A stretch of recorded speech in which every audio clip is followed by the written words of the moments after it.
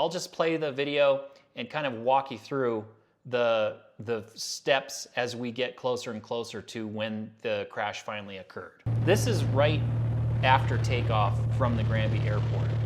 They're climbing, headed eastbound in almost a straight line, and I'll kind of overlay a map from ForeFlight on here to kind of show you the route of flight. What's really very apparent throughout this entire flight is that the terrain ahead of the aircraft is constantly rising.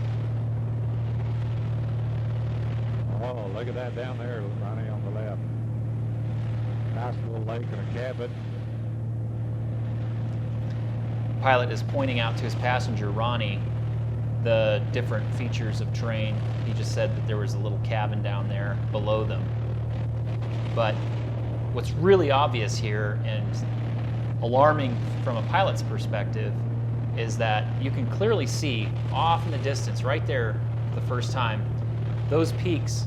Those are 13,000, there's some 14,000 foot peaks. And these guys just took off from an 8,200 foot elevation runway. So we're talking 6,000 foot elevation gain. And the airport, the destination airport for them is only about 40 nautical miles away. So it's a very short distance, but the terrain between them is the Continental Divide, and it runs north to south directly along that route of flight. So as we go along here and progress, this tape just kind of builds and builds. We're not going to watch the entire 6 minutes. Down there. He just pointed out the beetle kill pine below the aircraft. There's a whole bunch of them back up in here, little beetles. Yep. So what I'm going to do is fast forward the video to a spot that really shows just how tight these guys are flying and how close to the terrain. So he's going to be approaching this ridge line.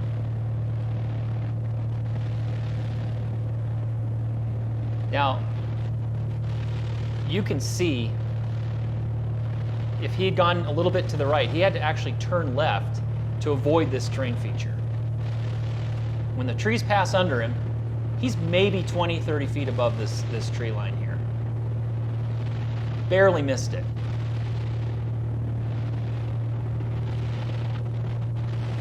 Now, a rule when you're approaching a ridgeline is if you don't start to see terrain on the other side of it as you get closer, that means that you're below the ridgeline.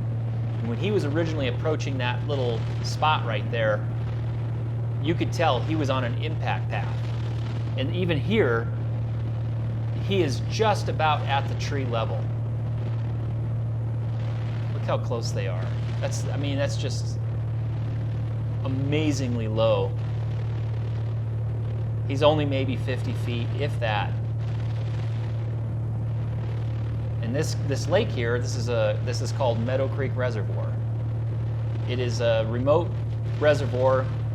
It's in the summertime. Typically, there are a lot of campers, sometimes fishermen on the lake. This particular summer must have been pretty low. Pretty low lake. Pretty low occupancy. In 1984, there weren't a lot of people in Colorado yet, so pretty quiet. I was 8 years old. I was literally 5 miles away from here physically. He just continues up this, what is a mountain valley, and clearly you can see that giant peak ahead of him is rising up to about 14,000 feet. So he's not going to be able to continue straight. That little road down there to the left, that road goes to a trailhead. So there are people in this area, there are hikers, but in this particular day, no one witnessed anything. So unfortunately for them.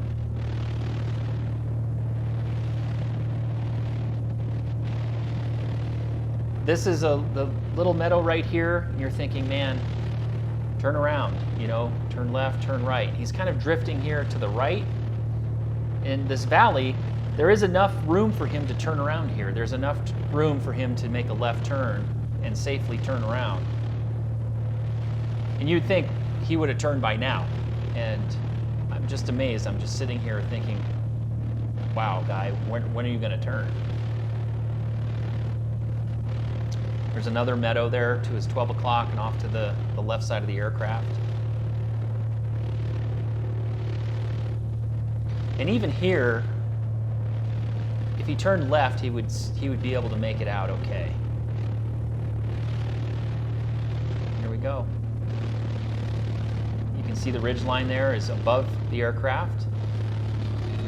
He's in a steep bank now. That's an accelerated stall. Stall horn. He's continuing to pull back on the stick. The aircraft spins to the left, hits the trees, and that's it. 3 years it took for that footage to be discovered. If you follow along here, Granby is only about 40 nautical miles from Jeffco Airport and on a straight line. And the mountain pass, there was no mountain pass for them to go over. The mountain that they tried to cross would have been 13,500 foot north of Arapahoe Peak.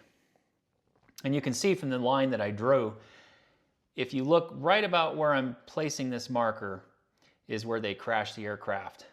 So clearly rising terrain, dramatically rising terrain from Granby up to this peak in this valley.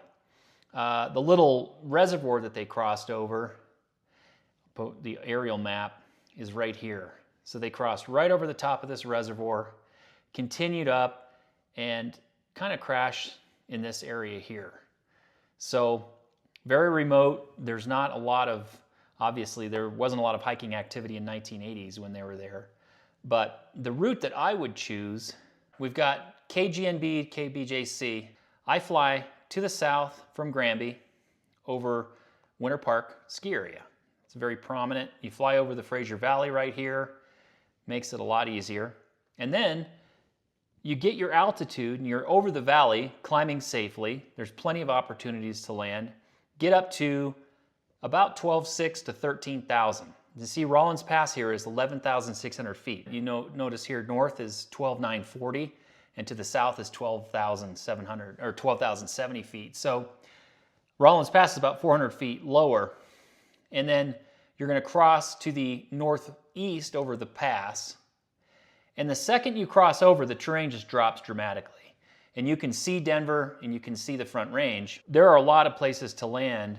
Eldora ski areas right here, Netherland, Rollinsville. There's all kinds of, there are people, there are roads, there are places, flat spots to land. And then you can call up, it's called Rocky Mountain Metro now, but I call it Jeffco because it's always been that for me. Call them up and land there. And these guys could have easily taken off out of Granby, flown to the south and climbed. If you don't have the performance, you can't get up to altitude, then you can safely turn around and land and wait for cooler temperatures. So it's a much better and safer alternative for flying this route. It's just unfortunate these poor guys made that decision that day and had to pay the ultimate price.